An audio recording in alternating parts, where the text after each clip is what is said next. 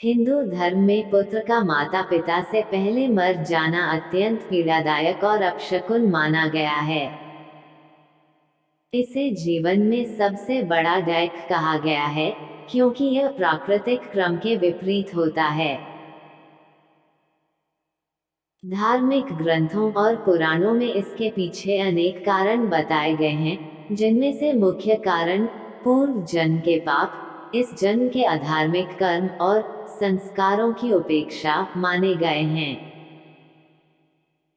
इस कथा के माध्यम से हम समझेंगे कि किस प्रकार एक पाप मनुष्य के जीवन में ऐसी दुर्दशा ला सकता है कि उसे अपने ही पुत्र को खोना पड़ता है। योजक चिन्ह, योजक चिन्ह, योजक चिन्ह। कथा, राजा वसु और श्रापित संतान। बहुत समय पहले की बात है। गंगा तट पर स्थित एक समृद्ध राज्य था, विजयपुर। इस राज्य का राजा था राजा वसु, जो अत्यंत पराक्रमी, दानशील और धर्मप्रेमी था। उसकी रानी सुधर्मा भी परम पतिव्रता और धार्मिक स्त्री थी। वे दोनों वर्षों तक संतान सुख से वंचित रहे। उन्होंने कई तीर्थों में व्रत उपवास किए, ब्राह्मणों को दान दिया और अंततः भगवान शिव की तपस्या में लीन हो गए। अंततः भगवान शिव प्रसन्न हुए और वरदान दिया, हे वसु, तुम्हें एक पुत्र प्राप्त होगा जो तेजस्वी, विद्वान और धर्मात्मा होगा। किंतु ध्यान रखना, यह पुत्र पूर्व जन्म में तुम्हारा ही अभागा कर्म लेकर जन्म लेगा। राजा और रानी को यह बात समझ नहीं आई, पर उन्होंने वरदान स्वीकार किया। कुछ महीनों बाद रानी सुधर्मा ने एक सुंदर और तेजस्वी बालक को जन्म दिया। उसका नाम रखा गया राजकुमार दिव्यांशु। योजक चिन्ह, योजक चिन्ह, योजक चिन्ह। बालक का लालन पालन और संकेत।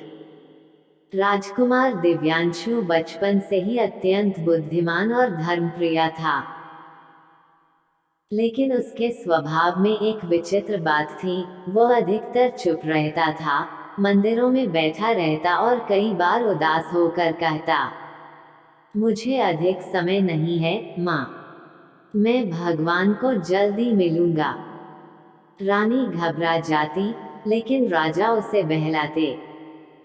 समय बीतता गया। दिव्यांशु अब 16 वर्ष का हो चुका था। एक दिन नगर में एक वृद्ध ऋषि आए, जिनका नाम था ऋषि चैतन्य। उन्होंने राजकुमार को देखकर गहरी दृष्टि से देखा और बोले, यह बालक इस जन्म में पुण्यात्मा है, परंतु पूर्व जन्म का एक भयावह पाप इसे अकाल मृत्यु की ओर ले जा रहा है। राजा वसु चकित रह गया और हाथ जोड़कर पूछा, हे ऋषिवर, कृपया विस्तार से बताइए, क्या पाप था वह? योजक चिन्ह, योजक चिन्ह, योजक चिन्ह। पूर्व जन्म की कथा। ऋषि ने ध्यान लगाकर बताया, हे राजन, यह तुम्हारा ही पूर्व जन्म का परिणाम है। तुम पिछले जन्म में एक सुदर्शन नामक साहूकार थे, अत्यंत अमीर, लेकिन क्रूर, लोभी और अभिमानी। एक बार एक गरीब ब्राह्मण तुम्हारे पास ऋण लेने आया था ताकि वह अपने बीमार पुत्र का उपचार कर सके। तुमने उस ब्राह्मण से कहा कि यदि वह समय पर ऋण न लौटा पाया तो उसके पुत्र को अपने दास के रूप में तुम्हें सौंप देना होगा। ब्राह्मण ने विवश होकर यह शर्त मानी। दुर्भाग्यवश उसका पुत्र ठीक नहीं हो पाया और मर गया। तुमने उस ब्राह्मण को गाली दी और उसका तर्पण करने से भी मना कर दिया। तुमने कहा, जिसने मेरा ऋण नहीं चुकाया, मैं उसके मरे हुए पुत्र की आत्मा की शांति की परवाह नहीं करता। तुम्हारी इस निर्दयता से ब्राह्मण ने शाप दिया। हे निर्दयी साहूकार, अगले जन्म में तू स्वयं एक पुत्र को जन्म देगा, लेकिन वह पुत्र तुझसे पहले मरेगा, ताकि तू अनुभव कर सके वह दुख जो एक पिता अपने बेटे की मृत्यु में सहता है। योजक चिन्ह, योजक चिन्ह, योजक चिन्ह। वर्तमान जीवन और परिणाम। राजा वसु यह सुनकर स्तब्ध रह गया। उसने तुरंत अपने पूर्व जन्म के पाप का प्रायश्चित करने का निश्चय किया।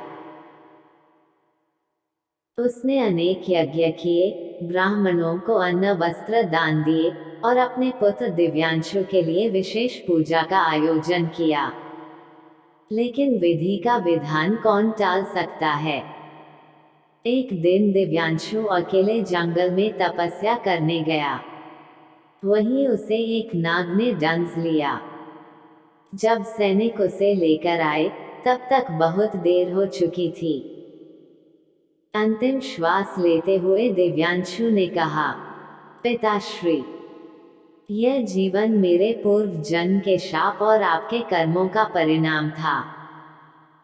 मुझे जाने दीजिए ताकि मैं मोक्ष को प्राप्त कर सकूं। राजा वसु और रानी सुधर्मा फूट फूट कर रोने लगे। उन्होंने पुत्र का विधिवत श्राद्ध, तर्पण और तीर्थ यात्रा की। राजा ने अपने शेष जीवन को प्रायश्चित और सेवा में समर्पित कर दिया। योजक चिन्ह, योजक चिन्ह, योजक चिन्ह। सीख, नैतिकता। यह कथा हमें यह सिखाती है कि 1.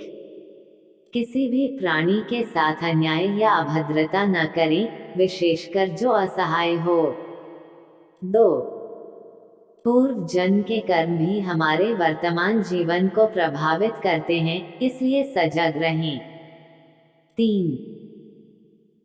पुत्र की अकाल मृत्यु एक अत्यंत कष्टप्रद फल होता है, जो या तो पूर्व जन्म के अधर्म से आता है या इस जन्म के अमानवीय व्यवहार से। 4. दान, सेवा, प्रायश्चित और सत्कर्म ही हमारे पापों को क्षमा करा सकते हैं।